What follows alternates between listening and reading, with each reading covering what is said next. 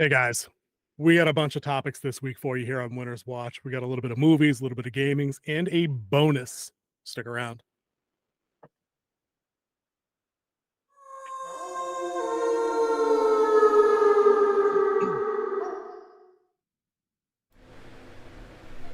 What's going on, guys? Welcome back to Winter's Wolf Den. Kingsy, I feel like I just saw you like 5 seconds ago doing something completely different. What's going on, dude? Oh, it must be deja vu. I don't mean, we're All here over live. again. Yep.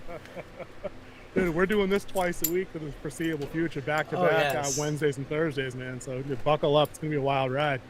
But dude, what, y'all rested and ready to go? We're just talking sarsaparillas and twisted teas. You ready to get into these topics? Let's cover these topics today. I've been set up. I got everything built into the thing over here. So let's go ahead and bring up topic number one. Dude, is my mic on? Let's just Yes. double check. Mic is on. All right, dude, let's jump into it. Dude, so I don't know about you, but going back as a younger wolf, Pixar movies were some of my favorites, coming back up. Pixar, things out of DreamWorks. In fact, that style of animation, I always kind of liked it. But Pixar in general has fallen on some rough times under Disney, and their latest entry, Elemental, bombed atomically. And I feel like I'm saying that a lot lately. But, when the shoe fits, and sometimes it walks and quacks like a duck. Dude, Elemental bombed for Pixar the other day. I don't have hard numbers to it. I'm actually not really interested in how bad it bombed. It's just the latest in yet another string of failures for these clowns. It was the lowest opening weekend for a Pixar movie in history. Like, dude, what is going on with these fools? I mean, really? Like, this is the best they can do with $250 million production budget? People can chalk it up to what they want. It's just Disney's failing on all cylinders right now. Parks, TV, movies, Marvel, Star Wars. They're just merch. They just can't buy a break. Right now they deserve it because they're doubling down on the problems that they have. So, Elemental might get hit for they just don't like woke stuff, and it's like a lot of people like representation is important. Like, you get tired of seeing a white person play what should have been a black person or a Hispanic person, and that's perfectly okay. But when it comes to kids stuff, you're poisoning kids' brains because let's think about this. Back when we were in school, they took prayer out of school because of the Jewish kid or the Muslim kid who felt left out. And they felt bad about their heritage because they weren't like everyone else that was there. You're getting the same reaction from these kids now because they push this agenda of, transgenderism. And some of these kids feel like they're being left out because they aren't transgender. Yep. Like these kids are over here getting all the attention. And when you're the age that this is shot for, like 6 to 12, you want attention. How much attention does your kid want? Dude, 24, 25, 7. How about that? You know what I mean? Dude, Elemental is wild because I think I'm not even so sure that we can hang necessarily the woke accusation on Elemental per se. I think there's probably some side characters in there that might fit the bill with, some non-binary nonsense, things like that. But essentially, Elemental is just a rehashed, recloned Romeo and Juliet story. It's West Side Story, and so it's people aren't opposed. That's a classic. So people aren't necessarily opposed to the concept within the story itself, because that's tried and true. Like, you and I could go shoot Romeo and Juliet in space tomorrow, and somebody will publish it, put it out there. I think that we're seeing a tale of two Pixars at this point. We're seeing a Pixar in a post-Lasseter world where like all the creative spark and innovation, intuition, it's just gone. And now all they have are these ridiculous base level, basic bitch ideas like Elemental, where it's like, okay, well, there's 4 elements. People like Avatar. Let's not that Avatar with the blue guys. You know what I mean? Like elements, D&D elementals. Let's put fire, earth, wind, and water in the same place. And oh wait, we'll make it about teens, and we'll make it a Romeo and Juliet thing. And maybe we lay it on a little heavy-handed with the people, our people don't date their people thing, because there's a real life connection to that too. Back in our history, the decades back and whatnot. But I mean, how much more of a beating does Disney need to take where they just bring in legit creatives that aren't beholden to anybody's interests and just tell an original damn story just for once? Would it kill them to give us something new? And by new, I mean, give me Shrek new. You know what I mean? Give me Toy Story new, Cars new, anthropomorphize different dinosaurs or some shit. I don't care. But give me something that I haven't seen, or it's got to be the world's freshest coat of paint, on a tried and true concept like a Romeo and Juliet, but something that just inspires on a different level. Because they're bombing, dude, bombing. I don't know how much more we can even say about Elemental. You really can't. And you just see Pixar, like, they used to be the innovative stories. Like, we had Toy Story, Monsters Inc., the Incredibles. I mean, these were like hits after hit after hit. Right. And then all of a sudden, they hit the same. They pretty much say the same three movies in a row with the same type of animation, the same type of story. Like, you had Soul, which was a good movie. Decent. We enjoyed that, actually. We saw that one. Inside Out. Yep. And now you have Elemental, which is like you just keep rehashing the same thing over and over and over again, and you just can't keep feeding. Is like you keep trying to spoon feed people. You need to like this because we are who we are, and it's like no. At a time, it's like no. I want something different, and right now we're all dying for something different because everybody is rinse, recycle, repeat. Yep. And it's sad too, because I think for a minute there, Pixar became what Disney original animation was in like the 90s, like in like the golden age, where Disney was absolutely banking on The Little Mermaid, The Lion King, Aladdin, Sleeping Beauty. Like, they just had these rapid fire hits. Hercules, The Hunchback of Notre Dame, like boom, boom, boom. They were machine gunning top tier movies that sold billions in VHS and DVD. And that's another thing with these movies now too. There's no after movie market for any of this stuff, so they're taking a major bath on this stuff, and it's too bad. Now, including that they've lost out of all the streaming services, even with Netflix password sharing policy coming into effect, they've lost the most subscribers in the last year than anyone else. Well, because half of them were ghosts anyway. They were giveaways that were attached to new cell phone deals. Verizon had a major giveaway with like a year's worth of D+ when they launched. You know what I mean? So of course that was going to happen. I'd like to see a return to form. Give me some new give me the next animation style. I don't need any more Steven Universe inspired shit that I get on the small screen. The art style that Pixar does in the style that they do it is fine. Maybe it's time to innovate the next level of art and give us something new. Get a little refresher. Dude, what's going on with The Flash, dude? Honestly. Well, who could have foreseen it? Oh, everybody did. Literally everybody. Obviously. They set for them to keep moving forward after his numerous arrests and like starting a cult. I don't know. Let me, if I could, I'll just plug the solo video I did with the Flash review that I put out. I think it was Monday this week after I saw Flash on Sunday evening. I'll say this: I bought tickets for it late Friday night. It was not hard to get tickets in the premium theater. I think that a lot of folks made good on their threat that they weren't going to turn out for this movie.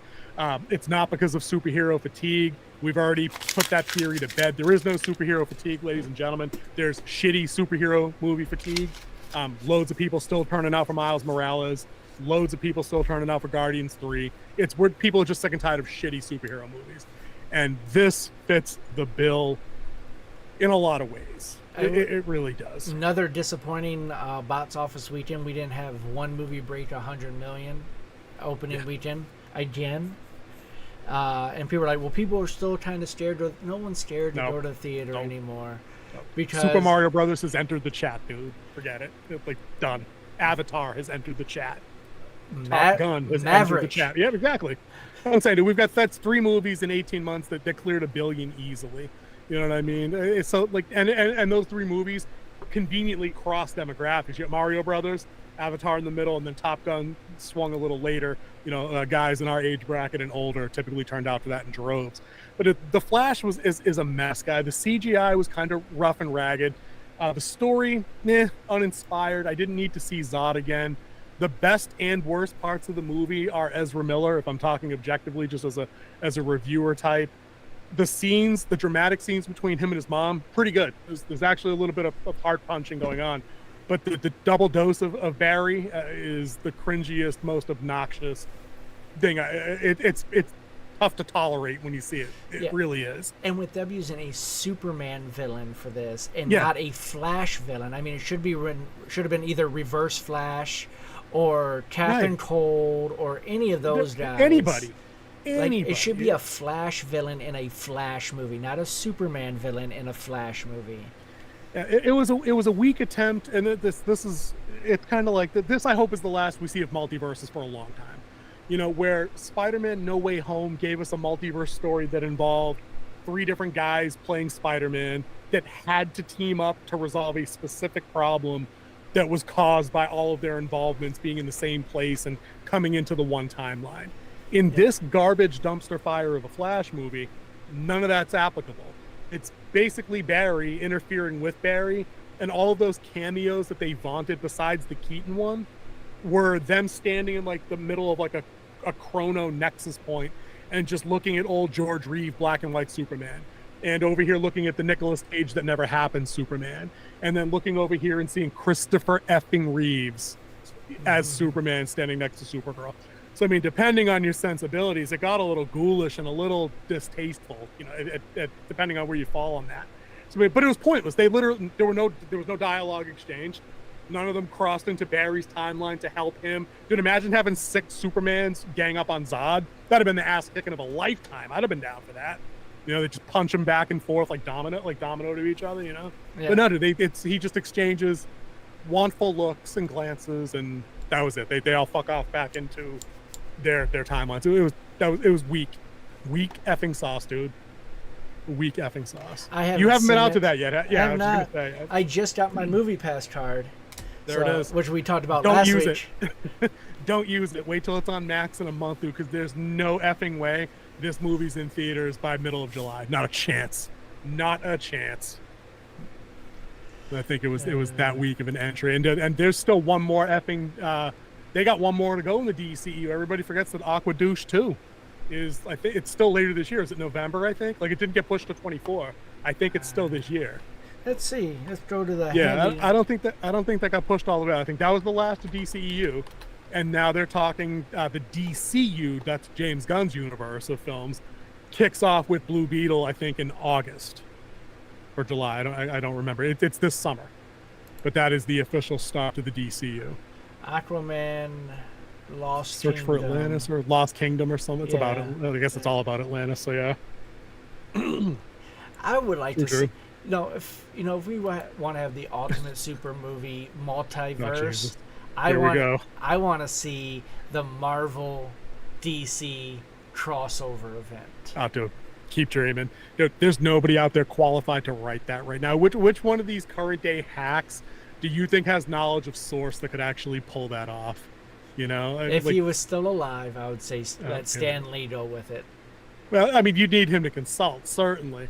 But I mean, you'd have to get somebody on on at least a visionary level of like a Nolan or something to get him to come back to superhero films to try and take a shot at that. I mean, maybe Gunn could do it, but these bums like J.J. Abrams and anybody that's on Kevin Feige's staff now for Marvel, no way. None of these asks. Do you really need Patty Jenkins coming back to run the DC side of things after WWE 84? God, no.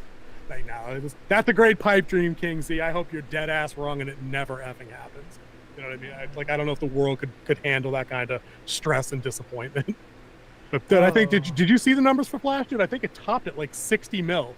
That basically puts it less than Black Adam, and I believe it when you adjust for inflation, it puts it on par with like movies that opened like 10 years ago. You know what I mean? Like in terms of failure, like it's not. It's a bad movie just in terms of however you want to split the metric. It's just bad. It's December 20th is Aquaman 2. This year. 23, right? Yep, 23. Okay. That's right.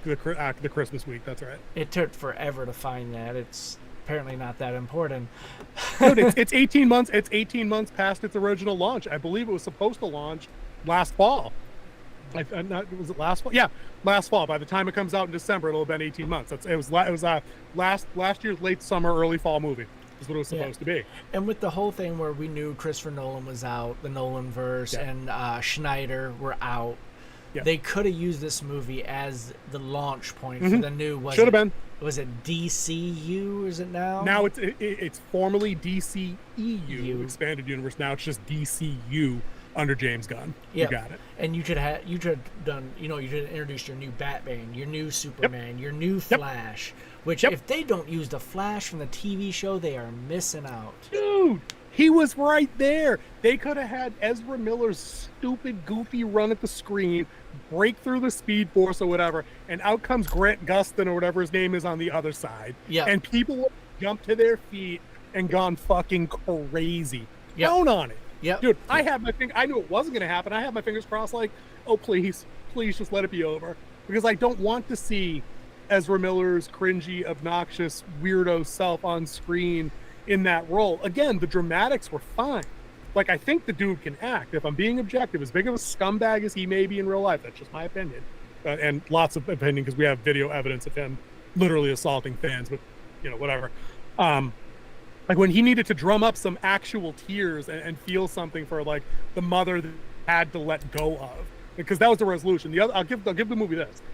Do you mind the specific spoiler? You don't usually get bothered by that, right? No. Okay, so I'll just throw it out there for anybody watching. A spoiler alert for the Flash ending. I'll give them a point for their movie that they didn't go with the who can punch the bad guy harder, defeat the villain thing. They basically had to learn the tough lesson that we were talking about for Miles Across the Spider-Verse. Barry went back in time, younger Barry went back in time so many times to undo the events of losing to Zod, with Supergirl actually being killed and Keaton Batman being killed. He broke temporal paradox. He broke it so bad that he became a villain within the movie that had initially punched Ezra Miller out of the chrono bubble earlier in the film. And they had to come to the understanding that we fucked things up so bad that the only way to reboot it is to go back and undo us preventing our mother from dying. And it was actually pretty heartfelt. It was pretty slapping. Like, they couldn't build up enough speed and then both punch Zod at the same time. There were no new superpowers. They ran around the Earth 87 times and then hit him hard enough to knock him 10,000 years into a past somewhere else. I mean, they actually had to get. It was kind of a dark, kind of a touching message. I'll give them a point for that. But the rest of it, dude, you've seen this movie before 10 times. It's bad CGI. It's bad slow motion because it's the Flash. They said the bad CGI was done on purpose. Yeah, dude, did you see that? Yeah. I almost had to shut the internet off for the day when I read that. I couldn't imagine being so bad and disingenuous at any job I've ever had that I had to lay down that kind of cover story. That was embarrassing when I read that. Embarrassing. But, I mean, flipping through right now as I was looking all this up, there is no... I see two movies that are coming out that I will want to see in theaters. One of them can't be indie because it sucks. And I'll see that next week just so I can shit on that. You know that. Mission Impossible: Dead Reckoning, because I've enjoyed that one. That's going to be a banger. And did you see my message about that's not the end? I don't want to interrupt you. They're saying that Reckoning 1 and 2 are not the end of the franchise on the screen, on big screen. Even though that's how they advertised it last year when they posted the first trailer. They're like the beginning of the end. I scroll back up in our Facebook chat. Yeah, I remember I saw the link to it. Yeah, I saw what you sent me. I've just it goes against what they were saying in the. Dude, it's because they're gonna make $1.8 billion and they know it. Because it's gonna clean up. And you were saying Oppenheimer. I think I cut you off from saying. Yeah, Oppenheimer. Yeah. And surprisingly, from the clips I've seen, the Barbie movie actually looks kind of funny. Yeah, dude, I've heard from good authority, sources I trust, right, that have seen the script, they say it's airtight. Yeah. Pacing is good. They make their jokes. They reference with reverence. This typical stereotypical jokes with Ken and Barbie.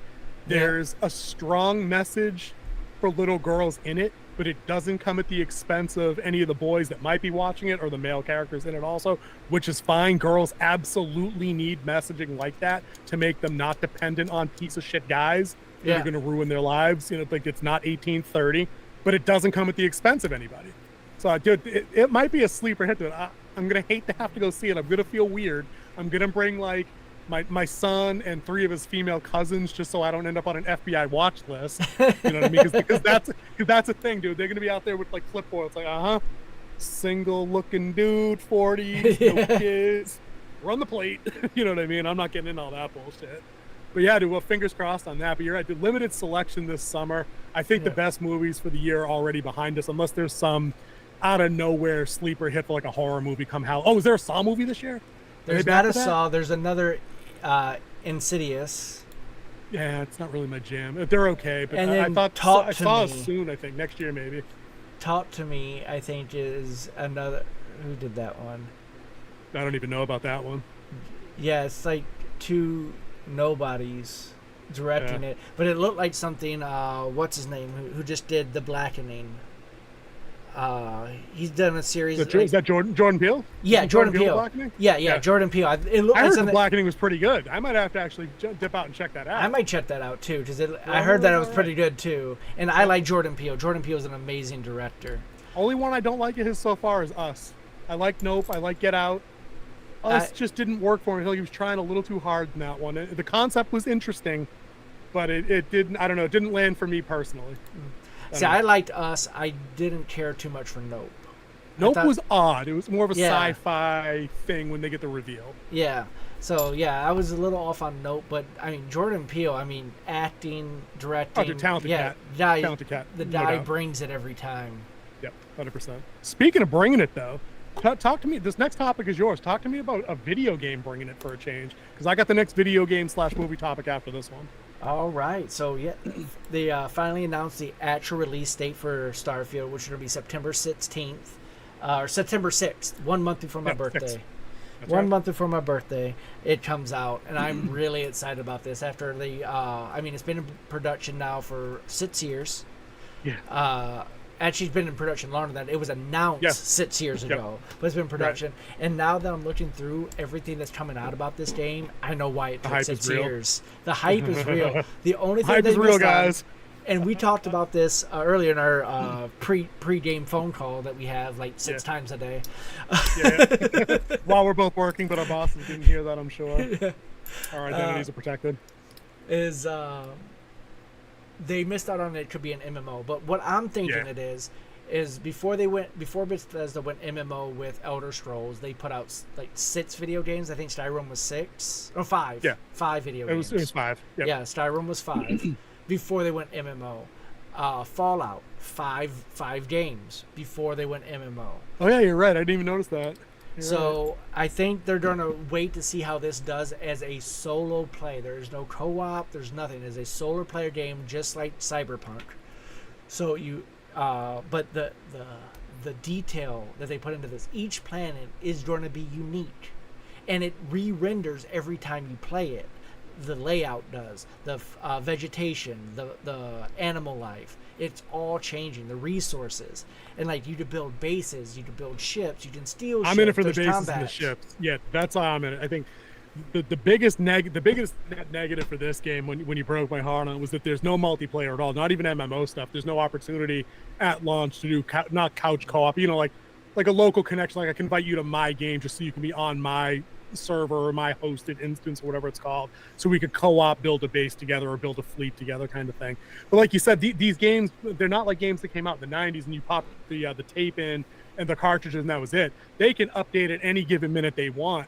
Any kind of modular expansion that adds an MMO hub, they can absolutely add something like fire teams, like how Destiny and how Halo have done things with some of their titles. There's room to grow. So I think you're right. Maybe they're just slowly putting out what they want. That way they avoid over-promising like Cyberpunk did. That game didn't do itself any favors promising some of that shit. But I'll say this about Bethesda, like I mentioned earlier on that call. I'm glad this is on Game Pass, and we're going to be able to check this out for free from Jump Street. Day one, right. That's what I was going to say, day one. Because there's 0% chance Winterwolf pre-orders this game for money after Fallout 76 is launched. Like I said earlier, Fallout 76, Cyberpunk the launch before Cyberpunk their launch. But you have to think about this. Awful. Fallout 76 was Bethesda's last solo launch. This is the first time that Bethesda's launching a game since been bought by Microsoft. You just say what you want about Microsoft. Microsoft, when they launch games, are about 90%. They've never had a completely failed launch. They've never had a completely successful launch, but that's Microsoft. They always need updates. But Redfall was pretty bad, though. They never had a truly failed launch of a game. So we have that to look to. They might have their people quality controlling this before launch as well, because of how much they're riding on it, because it's their first Bethesda launch game. Right. Dude, speaking of quality control, though, let folks know, because this was news to me. I had most recently heard the story that said that they were frame locking this bitch at 30 FPS for the Series X and the PS5. You have some non-corroborating information on that? I have seen 2 articles in my feeds where it says that they are opening up to 60 frames per second for this. Yep. Consoles for sure. Yeah. Okay, good. Then I'm in it to win it with them then. Day one Game Pass. I already paid the $15 a month anyway, or whatever it is. Yeah. Dude, I'll be there day one to check it out. But I'm really kind of bummed, though, that you and I aren't going to be able to team up as we've occasionally done, bringing our younger brothers and maybe put together like a squad or a clan or a colony or whatever they would have called it, a guild. I told my wife, that would have been dope. Yeah, I told my wife today, it was like, if they made it an MMO, I would quit my job and just become a streamer at that point. Stream it's it. Like I'll be doing like 24-hour sessions of me playing this game. There's stupid money in that, man. Like my younger brother that plays a lot of Diablo 4 right now was telling me there was a kid he came across on Twitch, right, who's got this crazy story. He's been on Twitch for like 8 years, always playing like other crappy games. The channel was modest. It was 500, 700 subs or whatever. Not subs, not followers. 700 subs on Twitch would be good. You'd be making some decent money. Yeah. So he had like a little following, but he wasn't making too much money. Dude, apparently he got into Diablo 4 at exactly the right minute. His personality was lightning in a bottle for that game. He's up to like 100,000 legit subs or something, like people paying him to play this game, right? The community donated him a 4090 equipped PC to play on, to stream on and whatnot. So, dude, yeah, maybe you're going to tell Mrs. King Z, listen, Starfield's going to be pretty dope. I'm going to check out of this whole workaday nonsense and get into the field. Yeah, I'm looking forward to that. I think Game Pass is going to be a big win on that one. I mean, I'll definitely be playing that. Biggest streamers of all, bigger streamers out there right now, Tim the Tap Man. I mean, he was a mental health professional, like public servant, and then he went full time. And dude, I think he clears roughly $23 million a year or more. Oh, dude, those top tier got Ninja, Tim the Tap Man, Dr. Nick Disrespect, Dr. Disrespect, all those guys. Those guys are getting money. Stupid paid. Yeah, and people don't remember, dude. It's like gaming at that level now is like a pro sports deal. Like there's your contract, and then there's your Nike deal, and your Nike deal is what pays you for like $90 million a year for 10 years. Jordan O'Neal style. Yeah, I mean, Ninja signed one of the very first exclusive deals when Facebook had his. Huge. And then it went under. Over to Facebook gaming. Yep. And then he went back to no, Twitch. not Facebook. To Mixer. He was when Mixer was a thing for a few minutes. He was one of the first to jump. Yep. Now Kick's a thing. You and I were talking about Kick the other day. Yep. Dude, I've got it on good intel from a couple spots, but it's not just gaming only. There is a just chatting / commentary setting. We might need to look into that because they've got explosive growth opportunity over there. And they might have one of the you best might be seeing payout over there. Type things. 95%. Yep.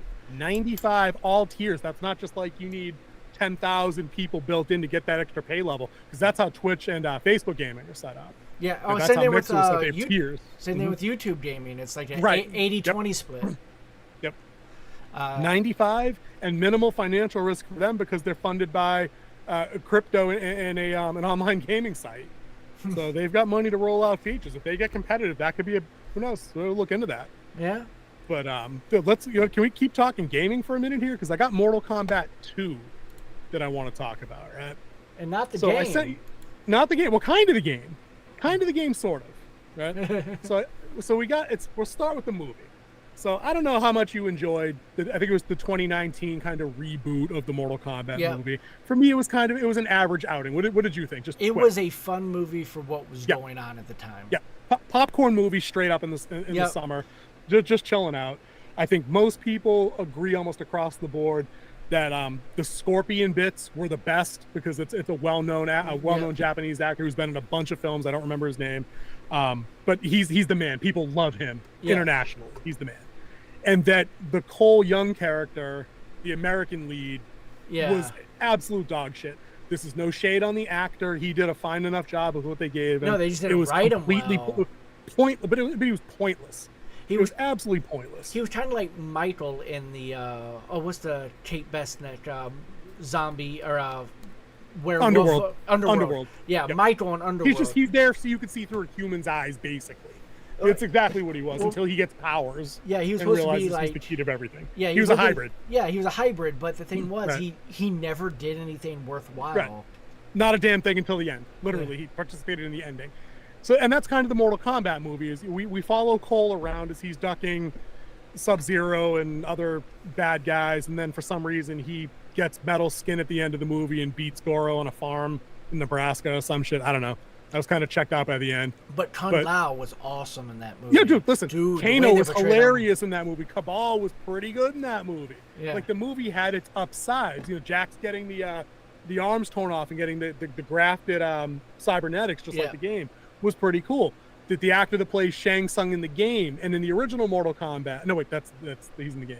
It was a new guy for the movie who was... one of the villains in Batman. Never mind me, I just got my lines crossed. Mm-hmm. But we got, anyways, the movie ends with they're setting up like they're going into tournament mode, but then we get the announcement that I sent you in the article that it looks like they're going to skip that and they're getting into the MK2 storyline from the game, because they've cast an actor to play King Jared, they've cast an actress to play Queen Sindel. Mm-hmm. So my understanding is probably they're married at the beginning. They've cast a giant bodybuilder dude to play Shao Kahn, who's I guess been in a couple of other small. Dude, did you see that dude? That dude's huge, dude. Is he bigger than the Mountain from Game of Thrones? He's definitely more cut. He's huge. I would like to see him stand next to each other. Because the dude who plays the Mountain in Game of Thrones, that guy's a huge human being. Yeah, I think he's like 6'7", I think, in real life. I don't know how tall the Shao Kahn guy is, but that guy would have to walk through any conventional doorway sideways. There's no way his shoulders are getting through any kind of door. But I wonder if we're skipping over that first tournament and jumping right into the Shao Kahn takeover of Adania and, Queen Sindel committing suicide and then being resurrected so he can take her as a bride and claim the kingdom, blah, blah, blah.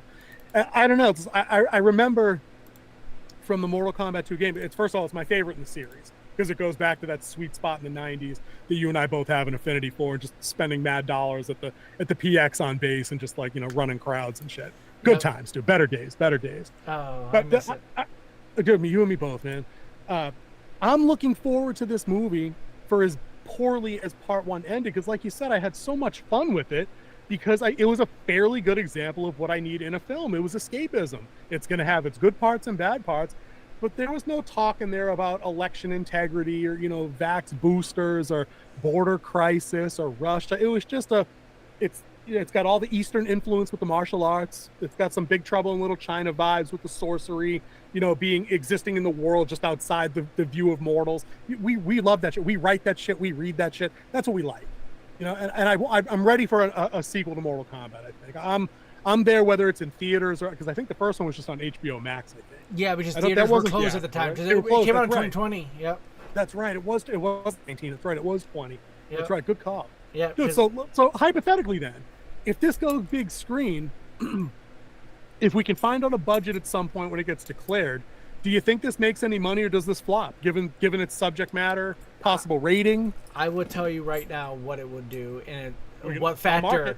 What the factor that will cause it to be good or bad, and it's based off the very first Mortal Kombat movie, is the soundtrack. The soundtrack was banger. It was straight banger in the first movie. Everybody was just nodding their head. Your title track is a banger when 30 years later, somebody in their 40s, if they hear those first two notes somewhere else in the house, they give you the gopher treatment. You know what I mean? Like your head's automatically craning towards it. They can't bring that back. They should. They should. Absolutely balls to the wall. Because you would pack theaters just on that alone. I'd go and I'd buy tickets for people just to get in on it. Even if it's just over the opening credits, like if they give you some fake out shit where it's like some pan flute kind of, Oriental theme kind of music, like it's going to be proper Shaolin Temple shit. And then it just breaks right into Mortal Kombat and it's Liu Kang training and just beating dudes down. Like, oh, dude, please. Don't get me started. It's too much. It's too much because I want it to be that great. We can only hope. I don't think we have any news on release dates and budgets and MPA ratings. No, they didn't even start. I think they're just basically breaking into pre-production now, right? Yeah. Yeah. They had a couple. There was a pretty good casting note besides the Shao Kahn guy. They have Carl Urban coming in to play Johnny Cage. I don't know if you saw that. If you caught that in the article. Yep. As older Johnny Cage from some of the later console entries where he and Sonya, they're in their middle age now. They have a daughter who's part of the tournament, also Cassie Cage. So that's got some credibility right there. You got Carl Urban on board. We'd always bring in his cousin Nick Cage. They should bring in Nick Cage. They bring in whoever they want. It's the combat. But I tell you this, I don't remember what the rating was on Combat 1. I don't think it got the R rating because our standards have kind of changed over the years about what kind of violence you can show. Yeah. So I don't think it got a hard R. I think it probably got a PG-13 on HBO Max or whatever their internal rating for teens is. If this gets a hard R rating, that'll hamstring it a little bit for box office. Definitely. And I'm just not. I don't know how these kind of movies will play out on big screen anymore. I think people are still too conditioned by superhero movies to really look into anything else. So I don't know. And the budget too. If they keep the effects kind of modest and they don't go overboard on the CGI, if they keep the budget to 125 mil, 150, and don't go stupid with like 2.25, 250, get into that Star Wars territory, maybe it does okay. So Mortal Kombat was rated R. It was okay. Right. It was 2021 actually when it came out. I'm here. Really? I'm on their page right now. 2021. Yeah, but at 21, the theaters were still mainly closed at that point anyway. Especially, yeah. I think it was it April or May 21. I don't think it was. It didn't actually say when. Yeah, I don't remember it being warm weather. So I think it might have been like late spring or something like that. So I think theaters were still mainly closed early 21. Like the craze hadn't abated just yet. But that's right. It did have an R rating because of the Jack stuff with losing the arm shattering and some of the other because there were definitely fatalities. Kung Lao pulling somebody through the spinning blade was in there. That's pretty gruesome. Yeah. So it made a total because there was a box office release for it. I think they released it later. It brought in 42 million, but I mean that was with limited theaters and limited people going. I mean it wasn't open in California or New York or Chicago, anywhere in Michigan. Your metro, metro spots. Yeah. Yeah. Does it say what the budget was? I'm looking if you're for on the that wiki, now. the budget. Yeah. Usually he has it on has it in that box by the side. With production budget was 55 million. Oh, then you know what? Then part 2 has a chance. If the budget is say 15% more, because sequel budgets tend to inflate, but they can actually get it into theaters and go wide, this might be a sleeper of a modest hit, which is all they need. They don't need to hit $1 billion. If your budget and your marketing come to $150 and you hit 2.25, you win. You know what I mean? Like you've done it. So we'll keep our fingers crossed for Combat 2 because it's definitely a personal favorite of mine. Yeah. Want to talk Trek for a minute? Let's see how Trek failed on another TV show. Yeah, about that. So I know you're not the biggest Trek fan on the planet, but I like to keep you posted on some things. I told you Picard season 3 was pretty good. Yes. It reunited the next gen cast in a respectful way. It gave them purpose. It sent everything off in a nice little bow. It opened up possibilities for another show based on some of the characters. Brought back a lot of deep cut characters from TNG over the years. And basically threw out the fucking window everything that had happened in season 1 and 2. I mean, they ignored the Picard and the robot body bullshit. They ignored the space robots through the space portal bullshit. It was basically an extended episode of TNG. Yes, it had some cheese. Yes, it had its hokey. Yes, there was some fan service, but it was good. I mean, it was enjoyable, and people generally liked what they saw. So fast forward a month, and Strange New World comes back on. I had a mixed experience with season 1. It had a narrative through line. Season 1 of like a long-term story goal, but most of the episodes had an element of monster of the week, crisis of the week, like old school Trek. Which was that is Star Trek. So exactly, and it's always been like DS9's always been like that. DS9 in particular has always been like that with the middling episodes that come up, but then the Dominion War. And the Section 31 stuff and the crisis with the Cardassians always looming, that kind of thing. So Strange New Worlds, in a way, was what I needed from Trek in a world where Discovery was as dog shit as it's been, with crap like Lower Decks, with crap like Picard season 1 and 2, where a guy that saved the universe 8 fucking times minimum is being told that he needs to get over his sheer fucking hubris. Like somehow it's Picard's fault the world fell apart. Piss off. Like, not a chance. So I get into Strange New Worlds, and a couple of the episodes are good. There were some high points, low points. A couple of the actors are really good. The actor that plays Dr. Mbenga is really good. He's got this real chill. I think his heritage is African. He's darker of skin, but I assume it's African based on the accent. Great story arc with losing a kid. It was good.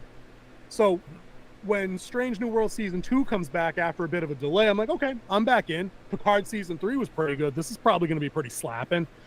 And I'm like, oh, now I remember why Strange New Worlds is only average.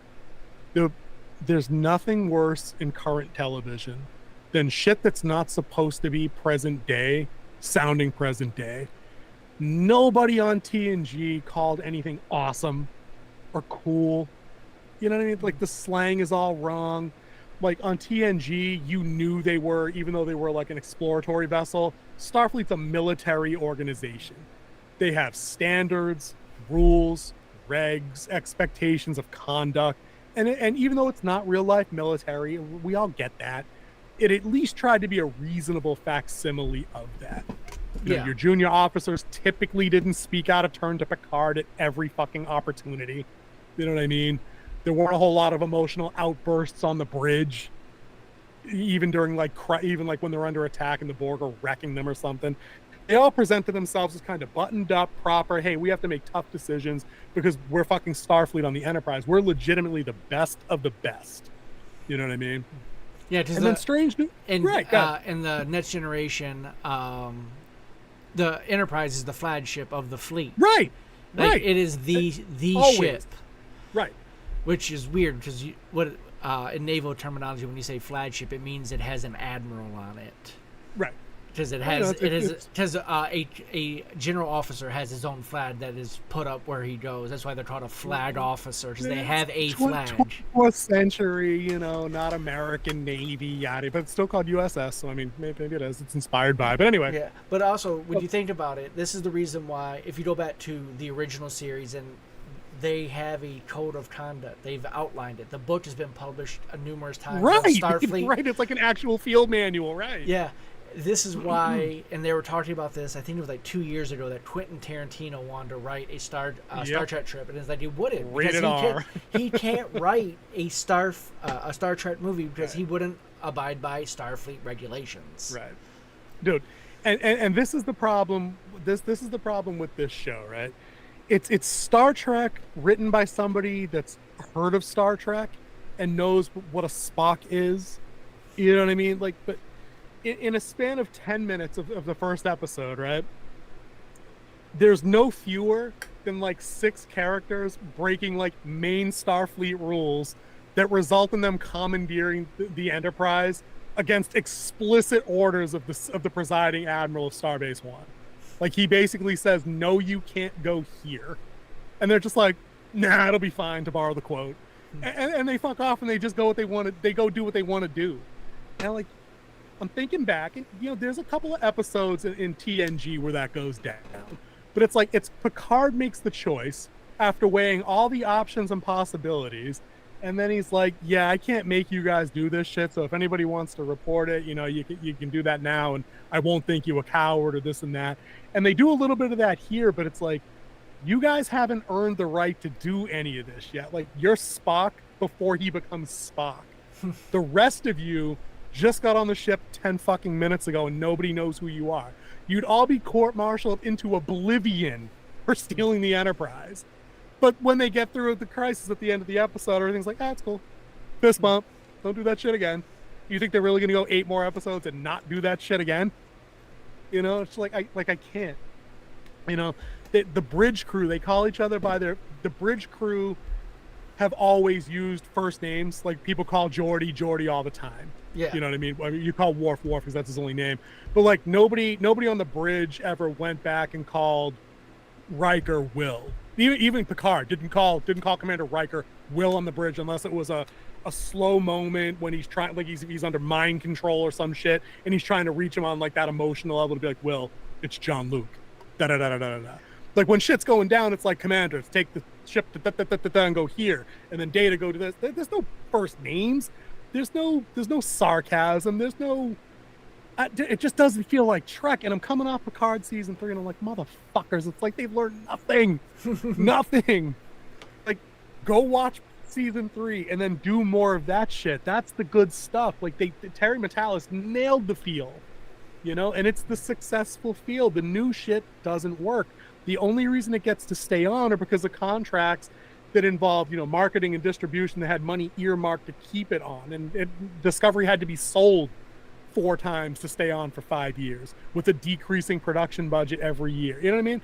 Like, the recipe is there. It's frustrating, man. I just wanted to voice that, And no one will ever be a captain like Sisko. Captain Sisko dude, of Deep Space Nine. Hands down. Best captain. Hands down, best captain. It was Picard until Picard season 1 and 2, and then he had to lose some ground with most of the Star Trek faring world.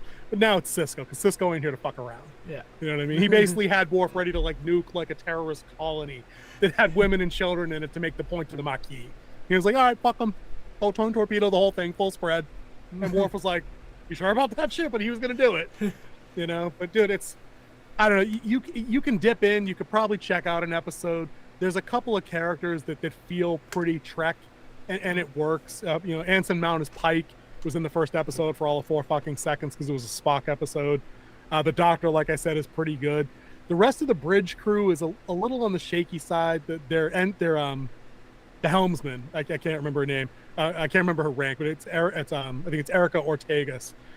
The actress is fine, but she literally speaks like she's from 2023, like you said, Boston, New York, Chicago, some metro area, where it's like she's the one that's doing the comic relief, and I'm like, who was the comic relief except Data on TNG? And it's because he was fish out of water and didn't know what was going on.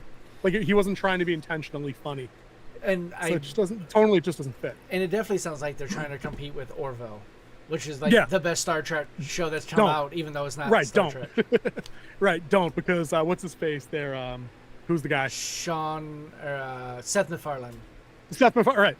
He knows. He's got it unlocked. The guy's funny. I mean, the guy, Family Guy, American Dad, The Cleveland Show, The Orville. He's a funny fuck.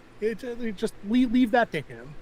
We don't need you to do fake McFarlane, Whedon, witty dialogue, pithy one-liner things. It's not Trek. It doesn't fit. Just do the sci-fi thing to the best of your ability. Let people be creative with these story angles week to week, and then have the big overarching thing if you need it. But just go week to week. That's all I had on Trek. Dude, you ready for a bonus topic before we get out of here? Sure. Because this one's a little on the sizzly. Yeah. So I wish I had a banner for it, but I forgot to get one. Whoops, but it's all good. Big shuffle up at Lucasfilms. Disney struggling, Kathleen Kennedy, hot seat with, certain elements within her camp. Lots of flack with her and Bob Iger, the president and everything else like that. So I was dipping through my usual YouTube haunts over the last day or so, and folks talking about a rumor now that was suggesting, and I don't know how we could verify, so, you take those with a grain of salt, but it looks like creator of the upcoming show, The Acolyte, Leslie Headland, former assistant to Harvey Weinstein, no longer on the payroll at Lucasfilms. Also talk that the Acolyte series is what I guess they're calling soft canceled, which basically means it enters a vault of some sort, with the whole, it's not done yet, we hope to get it out someday, but if it gets there, it's pretty much a writing on the wall situation internally. That there may have been, and this is just attached to other rumors you might have seen online, that they may have not actually shot anything show worthy. They may have been putting together sizzle reels that for Headland's proposed feature film that she didn't get to do in the first place. But it looks like one of the pride and joy shows that they were really hanging their hat on going forward. You might know The Acolyte was based on some of the High Republic characters in a run of books that Kathleen Kennedy was a big fan of, because Star Wars didn't have novels. I don't know if you knew that. We don't have no 83 expanded universe. No source. There's just the original trilogy and the prequels. Based on some of that stuff, and of course it was something near and dear to her own heart, just the project she wanted to put out there. But it looks like, dude, it's a done deal. Has anything of value been lost if something present day Star Wars is shelved, even if it's temporarily? No. Yeah, and I'll tell you why. Please. What we miss in today's entertainment realm is network TV. And why I say that is there is a time of the year, it's usually between July and the end of August, where they would air a show. It's called a pilot. Do you know why it's called a pilot? Because they wanted to see if it could fly. So Exactly.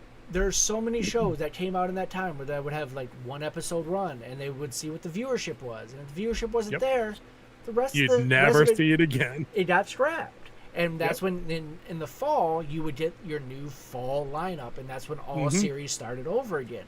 With the streaming, you don't have that. They just throw a series out there and like, okay, let's see what sticks to the wall. It's not, they don't have that test pilot type show, and that's exactly what this show is becoming victim of. They haven't had a chance to test it with an audience. They're basing it off of people that they've hired and fired and stuff that they want to tell, but you don't know if the audience wants it or not. So that's why we're not losing out, because we have no idea what's in it, because they don't care about our feedback anymore. They just want to put stuff out there and see what sticks. I think it's even a step worse than that. Personally, I think it's they're so consumed by their own bubble and echo chamber that they literally think that, you see, this is the problem with modern writing rooms as I understand them. They basically have 10 people that just yes man each other into one massive circle jerk and congratulate themselves on every dumbass idea that comes up. Where a more traditional writer's room may have been more like the concept from World War Z, where it's like you got the 10th man thing going on, where it's like if 9 people think an idea is good, it's the 10th guy's responsibility to be like, here's why that sucks, even if he doesn't think it. You know what I mean? And I think that would have gone a long way with the show like The Acolyte, is you could have had a room full of 10 writers, diverse backgrounds and upbringings and college experiences, life experiences, ages, whatever. And they could have said, hey, we're going to make a show about, 100 years in the future from the sequel trilogy. It's going to have 3 female leads, and the sole express mission of the show is to prove the Jedi were evil and eliminate them once and for all. And somehow think that would resonate in a world where, at best, the sequel trilogy is considered divisive. There's nothing divisive about the original trilogy. Most people unilaterally agree it's pretty good. Star Wars is good, Empire is good, Jedi is half good, then the ending is a banger. You know what I mean? I think that's the consensus. And then the prequels are like, they're a mess, but some of the effects were good. Revenge of the Sith was good. We liked Liam Neeson as Qui-Gon. He's good. Everybody loves, Ewan McGregor as Obi-Wan. There's some good shit in there. Yeah. But the sequel trilogy is at best, and I'm not even willing to concede a 50-50 split, but just to be kind and consider it, I'll say let's consider it a 50-50 split. If you're the executive, is that good enough for you to greenlight a show that just completely ignores half of the 50-50? No, you got to split the middle. You got to have some elements of that, but you got to balance that out with some hero shit that everybody else wants too. It has to happen that way, or you tank.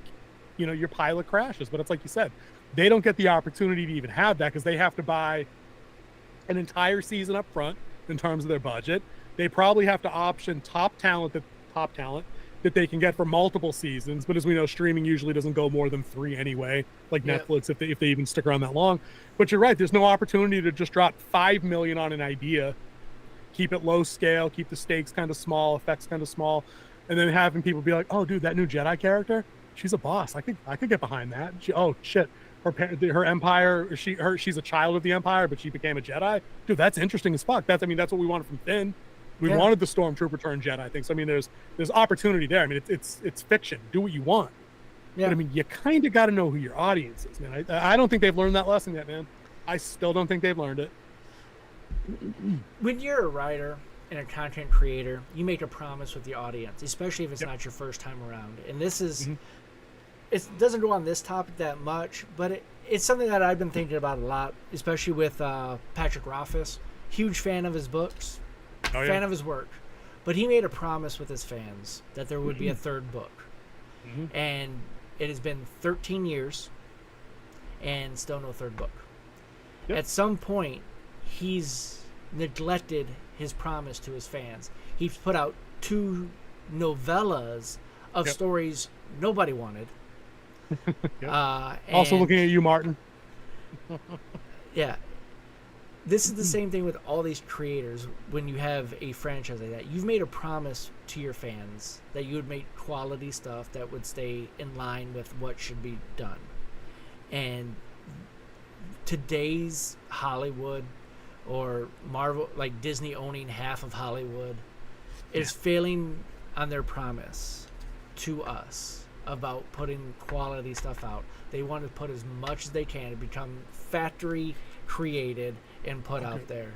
Assembly line, dude. I mean, you couldn't be more right about that. I mean, that's exactly the kind of stuff that bigger channels and creators like Mahler or Critical Drinker, that they basically, Disney's basically been on like a sludge producing assembly line since the end of Phase 3. Endgame has its problems as a film, and if you go back and watch it a few extra viewings, it doesn't really hold up as good as an overall movie. I mean, it's got the ending, you know what I mean? It's got Avengers. It has the points we were all waiting for. That was the main thing. Exactly, Tony Stark gets the glove and unsnaps. Cap gets the hammer. Cap gets to call for the assemble. Ends how it begins. Hulk does some cool shit. Exactly. So I mean, the movie's probably a straight C, but the end is basically an A. So you overlook some of the wonky, stupid time travel shit. Disney doesn't get that leeway with me with Star Wars, because outside of Andor, and Andor has its down spots with some pacing up front and some storylines that they're going to abandon, but at least the performances were spot on. The decision making was logic within the show. It had some stakes. Dude, I don't trust anything and that's because that whole team were bona fide professionals with massive experience. Yeah, Tony and they brought in right. professional actors, like actors who actually care about their performance. Right. Dude, and so I'll draw the comparison here. I think Hedlund's Acolyte show, I know we're up against the time, so we're going to get this quick. The Acolyte show was likely going to be, in my opinion, it was likely to be a She-Hulk situation. We're going to bring in a head writer who's not familiar with the source or openly dislikes it, like you got with the Wheel of Time treatment. I know that's a sore spot, but I'm going to mention it. Yeah, sorry about that. Minimal experience. And when you go to her IMDb, it lists the things that she was a producer on, but her own writing or acting credits are typically limited. They're limited to short pieces like we were talking about yesterday that aren't within sci-fi or fantasy as a genre. They're more mini documentaries, docu-series, whatever. They're very non-fiction based. It's like the woman that did that did Eternals. She had the one documentary about like living the van life or whatever it was called, and like Marvel put her in charge of a feature film with a budget of $200 million. Why? That's the Marvel formula, though, because it worked out in the beginning. Yes, men and women, yeah. No, because it worked out in the beginning. The first Thor movie, he directed two things that were on YouTube, short movies. They gave him Thor, and he put out Thor. Branagh do Thor? Huh? Didn't Kenneth Branagh do Thor? Do Thor? I mean, did he do Dark World? Maybe, I don't know. He might have did Dark World. Oh, maybe. All right. So I mean, then they caught lightning in a bottle. But early Marvel Phase 1, Phase 2, they had Jon Favreau over there. They had Kevin Feige boots on the ground. They had the Russo brothers in and around the offices, and these guys all had some clout. They all had Favreau in particular. Like, this is a guy that had written and produced, all kinds of shit and acted in all kinds of stuff. So that's a guy that had already made his bones. These folks that they're bringing in now are people that are like straight out of college and grad school that haven't lived lives or worked jobs or been married, had kids, enlisted in the army, traveled overseas, been to jail. I don't know, had addiction issues. I mean, not that that's a defining quality anyway, but these are all like life experiential things, And I'm getting the impression, just based on their output, that they're just looking at things like Star Wars and Star Trek and echoing what they assume they should be based on their present day predilections, and it just doesn't translate. So I, for one, I don't give a shit if the Acolyte ever sees the light of day. I just don't care. So I was wrong. I went and looked it up. Yep, I was wrong. Okay. I was listening to a podcast and I brought that up about Thor. Yeah, no worries. And nobody who kind of got Thor, and it was like, no, that guy wasn't a nobody. Now that I looked at it, maybe nobody wrote it, but it still had a decent director. But yeah, dude, fuck the Acolyte. Dude, I'm glad it's. I'll watch Ahsoka because I'm in it for Rosario Dawson. I'm in it for the Rebels connection. You know what I mean? But the Acolyte. The only reason I was interested in maybe seeing that come out would have been so we actually could have watched it and been like, and this, ladies and gentlemen, we can judge on its own merit because it's their product with their message, with their original characters, and it could sink or swim on their own. And the fact that it's not coming out tells me that if it was shot, if it's not just a big conspiracy, that it was just a series of sizzle reels that, you know, added up to nothing. If they actually had 8 episodes in the can and they let this woman go and now they've shelved the show, it's because they know it was basically Batgirl and they were like, no way. There's no way we can put this out while concurrently promoting another Rey Skywalker movie because everybody will know we're full of it. And there's no way people are going to the movies to see a Rey Skywalker movie if The Acolyte is the most recent thing they could show us. Not a chance. Yeah. And to clarify my statement, I am not saying that anybody's word is anybody else's right. But when you do something, you make a promise to the people that I will finish this, especially when you put out that I will make a 3rd book. Now he talked about a 4th book. I'm like, finish the 3rd one before you get to the 4th one, bro. Right. A little too big for your britches there, dude. Just saying. Yeah. Especially when they throw out side content. Like Martin doing the same thing with the Game of Thrones. The dude's written like 3 history books. But like, what's the one that we keep waiting on? When's a Winner? Like, dude, it's been like 11 years. Like, dude, let's get a fucking move on here. He said he's going to finish the 7. Is this book 7? When's a Winner book 7? Dude, I can't name all the time. It's either 6 or 7. And then Dream of Spring would be the final one. Dude, there's another one after that. That's the thing. That's not the end of the run. So you have Game of Thrones, you have Clash of Kings, you have Storm of Swords, Feast of Crows, then the Winner. So no, so I think that's all of them. After Feast of Crows, there's one more that he came out. All right, I'm on Google for that one, dude. Hold the line. Vent for a minute. Yeah. Hold on, let me see there. Hold up. Game of Thrones, Sword of Storms, Dance with Dragons. That's it. Yeah, and then, that's what it is. so this will be the 6th book and the 7th book, because there was an article that came out that I read that he said he'll have the 6th and 7th book both done soon. Okay, now see, that ties into the last rumor that I'll get into for this bonus section so we can get out of here semi on time. Is I've heard Martin has recently reversed his policy or his feelings on him hiring a ghostwriter to help get him done. And I've actually heard it from circles that said they're actively looking to hire out for a ghostwriter, and the amount of money being offered up is ridiculous. So he's likely to attract exactly the kind of top talent that you'd want for that kind of project with that kind of prestige. So after all these years, maybe he just was finally like, dude, I don't want to write this book. Here's my honking ass outline, Sanderson style, with 800 pages. So it's almost a book, but it's just in bullet points. And then we actually get the last 2 books. It'd be a shame to not finish that kind of saga. It really would, because I'd like to compare it to how the show ended. Obviously, you know what I mean? Because it's not going to be the same. Not a chance. But dude, I think we covered our bases today.